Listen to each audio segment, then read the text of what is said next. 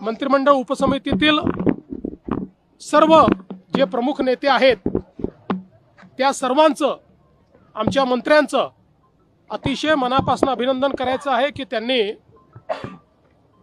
सातत्याने बसून एकेका गोष्टीचा अभ्यास करून मोठ्या प्रमाणात चर्चा करून त्या ठिकाणी हा मार्ग काढलेला आहे। आणि आता हा मार्ग निघाल्यामुळे मुळातच जे मराठवाड्यात राहणारे आमचे मराठा समाजाचे लोक आहेत यांचा कधी काळी त्यांच्या रक्तनात्यातल्या कोणाचाही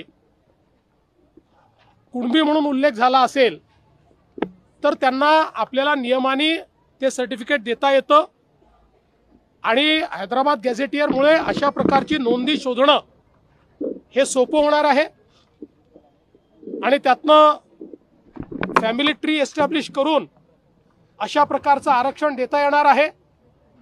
म्हणजे एकीकडे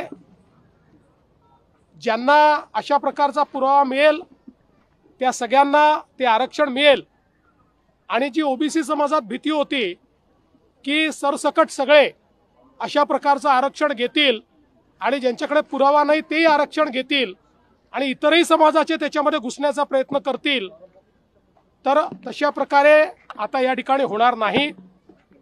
ज्यांचा खरा क्लेम आहे पण कागदपत्रांच्या अभावी त्यांना तो क्लेम मिळत नव्हता अशा मराठा समाजाच्या लोकांना आता याचा फायदा मिळणार आहे।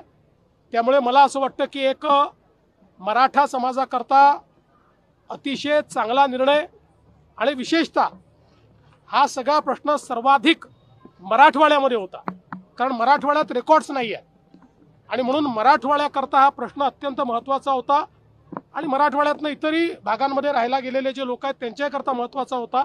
मला असं वाटतं की त्याच्यावर एक संवैधानिक तोडगा आम्ही काढू शकलो आहोत, एक असा तोडगा काढू शकलो आहोत की जो कोर्टातही टिकेल आणि त्यातनं लोकांना फायदा होईल।